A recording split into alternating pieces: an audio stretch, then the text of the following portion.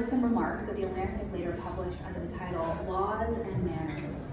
And Moulton, he had been a war minister during World War I, so he was at the level of kind of international affairs. And so he had that in mind. He had international law on the mind. He was going about his remarks, but they apply also to domestic law and democracy. He said, in human life there are three spheres. There's the sphere of positive law that governs, where we are directed how to conduct ourselves. And then there's the sphere of total pure freedom. And within the realm, between the realm of positive law over here and total freedom over here, there is the realm of what he called the obedience to the unenforceable. And the obedience to the unenforceable is essentially how do we act when no one's looking, when there's no sovereign or police state or anyone else looking over our shoulder, telling us what to do. Anyone have a background in international law? Like, there's not really a thing called international law. There aren't really any supra-international bodies that can tell international leaders what to do and to actually punish them, right? Like, it depends on norms. It really should be called international norms, right? And that's the obedience to the unenforceable. Are you doing what you say you're going to do? Right? International laws against norms against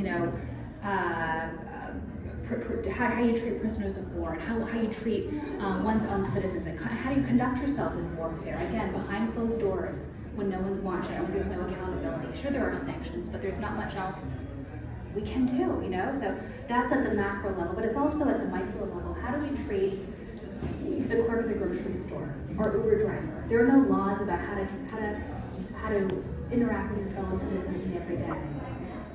But it's how do we choose to do that in a way that supports a free and flourishing society, that makes us want to do this thing called life together with others. Yes, question? What do shopping carts cost?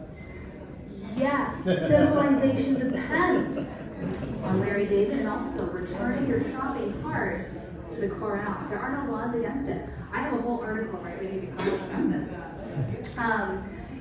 I remember just a few weeks ago, I had groceries in my arms. I had groceries on my 7 months old baby carriage, and I am wandering around making an utter fool of myself. Why?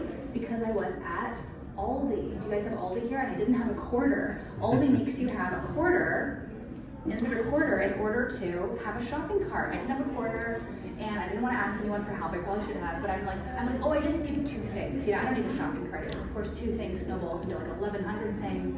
And so I'm fumbling around Aldi, and I'm like, why does Aldi have this policy? Because enough people have, it's like a soft nudge, right? The Cass and Sustine theory about nudging. It's like a soft way to encourage people not to just walk off with their carts, not to leave them in the middle of the parking lot. They had enough issues with that they have implemented this policy to incentivize people to return their shopping carts to great